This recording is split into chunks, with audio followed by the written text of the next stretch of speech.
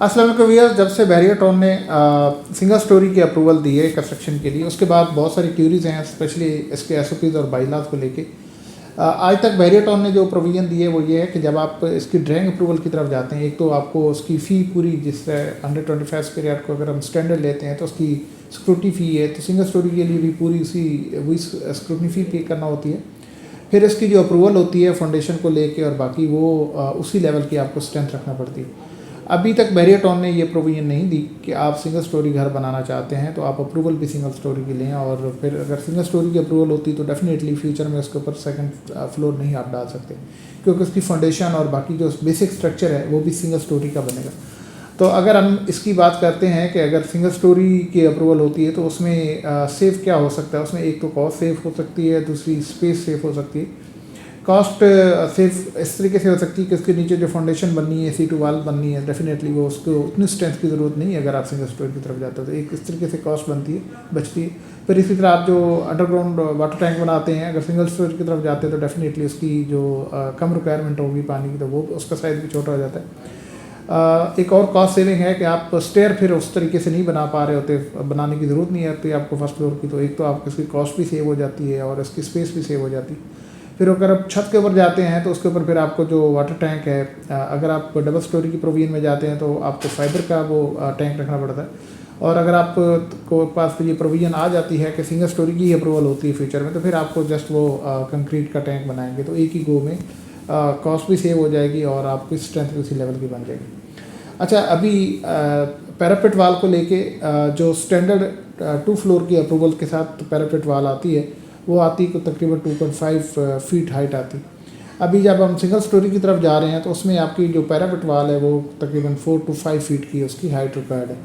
अच्छा, उसमें दो चीज़ें कि 4 to 5 फीट की क्यों रिक्वायर्ड है। एक तो ये कि उसका फ्रंट एलिवेशन और बाकी उसको सिमेट्री को मैनेज करने के लिए। दूसरा सबसे इम्पोर्टेंट ये है कि उसका जो वाटर टैंक है उसको छुपाने के लिए, क्योंकि अगर 2.5 फीट की पैरापेट वाल लगाते हैं तो उसको वाटर टैंक नज़र आता है, तो उसको छुपाने के लिए जो है ये पैरापेट वाल की हाइट बढ़ाएगी।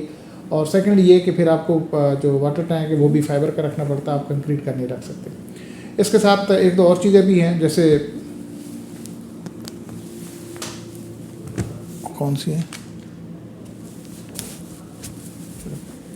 इसके साथ एक दो और चीज़ें भी हैं, जैसे अगर आप स्टेयर की बात करते हैं तो स्टेयर के ऊपर आप ममटी नहीं बना सकते, क्योंकि उसकी भी फिर दो रीज़न है। एक रीज़न तो ये कि जब आप दोबारा सेकंड फ्लोर की तरफ जा रहे होंगे तो आपको वो तोड़नी पड़ेगी, और दूसरी जो मेन रीज़न है वो ये है कि आप अगर ममटी बनाते हैं तो उसकी फीट डेफिनेटली कोई 7-8 फीट 9 फीट तक जाती है, तो वो फिर पैरापेट से ऊपर निकल जाती है, वो नज़र आती है। तो इस वजह से आप ममटी नहीं बना सकते, आप जस्ट हैश बना सकते हैं उसके लिए, स्टेयर के लिए, और डेफिनेटली आप छत भी यूज़ कर सकते हैं।